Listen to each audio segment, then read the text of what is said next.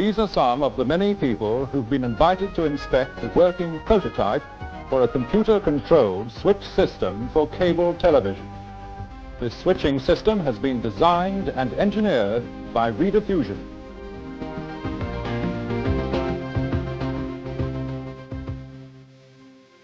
March the 16th, 1983, will prove to have been a very significant day in the history of cable television.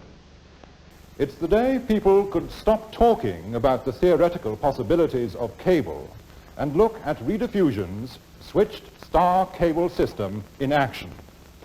Even if most of us have only woken up to the possibility of cable television in the last couple of years, Rediffusion have been preparing for this day for the last 15 years.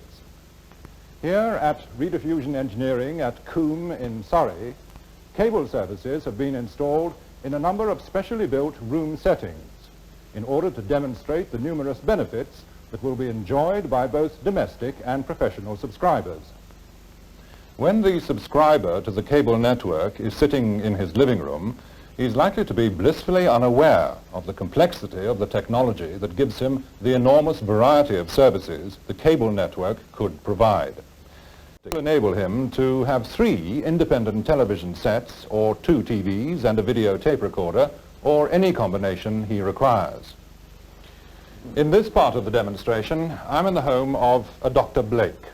He has 3 television sets, one in his office, one in the kids' bedroom, and one in his lounge. Program selection is very simple, using either the wall switch unit or this infrared remote control unit. This program mosaic reveals 16 of the programs that all subscribe to the basic tier programs. There will also be a number of premium channels or subscription fees. If you don't want to see such a channel the whole time, Rediffusion's switching system would enable you to pay to see a single program.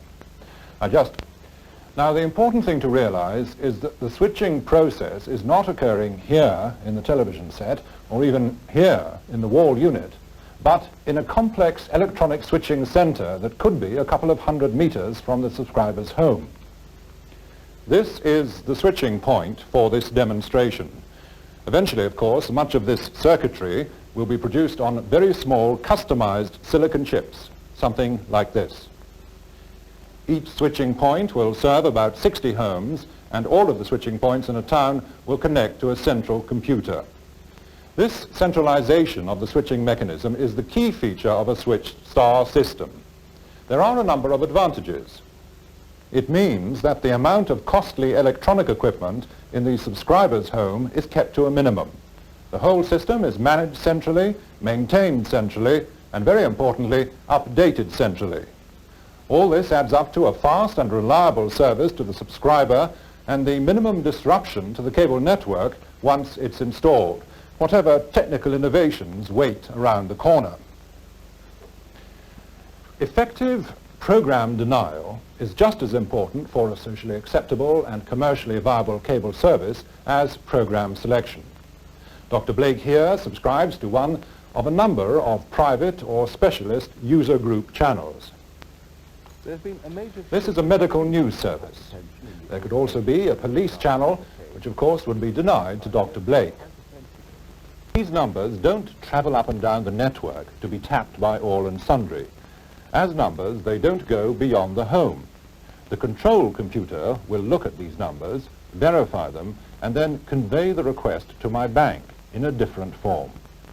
To make sure that the information comes back to me and no one else, I will have been given one of a million or so individual pages in the teletext service.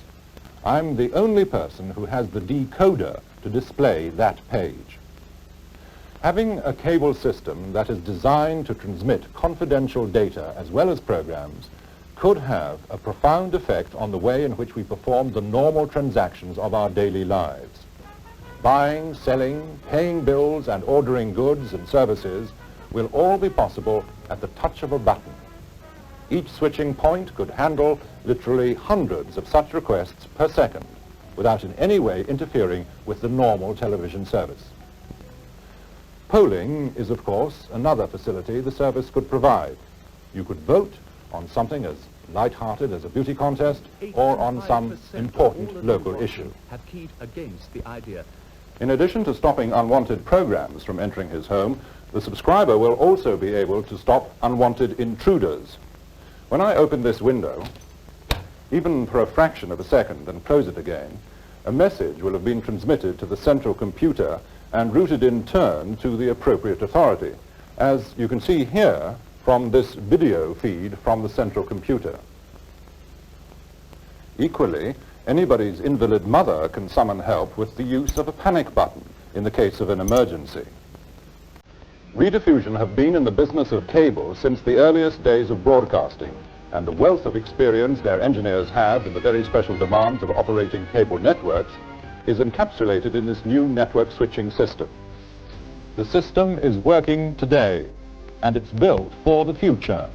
It's designed to accommodate all foreseeable technological developments, such as 1,000 lines plus television receivers, full-field teletext, fiber optics, satellite broadcasting, electronic mail, and future office technology. Because the operational intelligence of Rediffusion's system is concentrated in its central computer and the switching points, it can expand to provide more services to more subscribers without the need for massive recabling. It will not take long to realize there's much, much more to cable than laying cable.